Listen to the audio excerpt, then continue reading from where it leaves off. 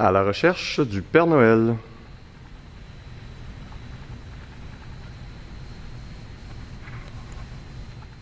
On forme d'abord 6 équipes qui ont toutes une place attitrée dans le gymnase, identifiée par un numéro de 1 à 6. Les élèves s'assoient en ligne et attendent notre consigne. Pendant le cours, les élèves doivent trouver des Pères Noël, des petites cartes de Père Noël qui ont été cachées un peu partout dans le gymnase. Par exemple, sous ce cône, on soulève le cône, une petite carte s'y trouve avec un Père Noël. Le Père Noël en question a une particularité. Dans ce cas-ci, on pourrait dire qu'il porte des verres fumés, on pourrait dire aussi qu'il a un pompon bleu, etc. Alors, dans ma consigne, je vais dire « Trouvez-moi un Père Noël qui porte des verres fumés » ou « Trouvez-moi un Père Noël qui a un pompon bleu ».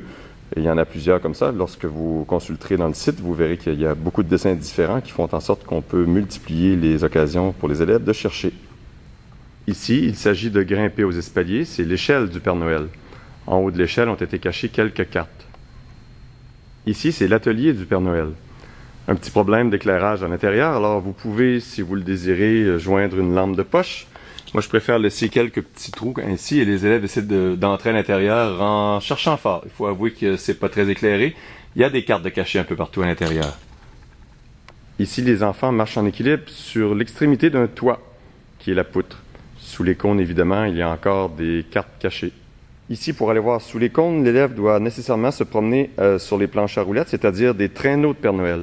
Alors, ils circulent en se tirant, en se traînant eux-mêmes à partir du câble et en regardant sous les cônes pendant leur déplacement. Ici, ce sont différentes clôtures que le Père Noël doit franchir pour se rendre à sa destination, c'est-à-dire partir d'un cône ici pour se rendre jusqu'à l'autre qui est de l'autre côté. La maison du Père Noël. Et finalement, la cachette souterraine du Père Noël.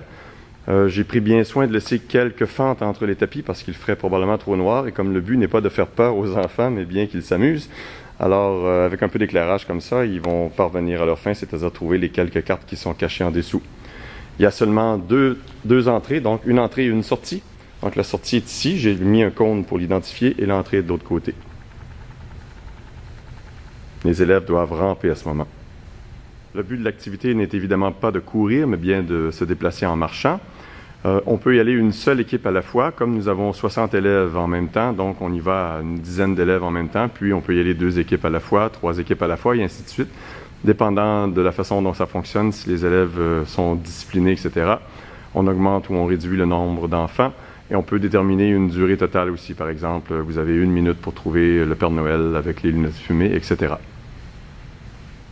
J'ai oublié de mentionner qu'on peut également cacher les petites cartes à tout autre endroit dans le gymnase. Par exemple, ici, j'en ai caché derrière le grand rideau qui sert à séparer le gymnase en 2.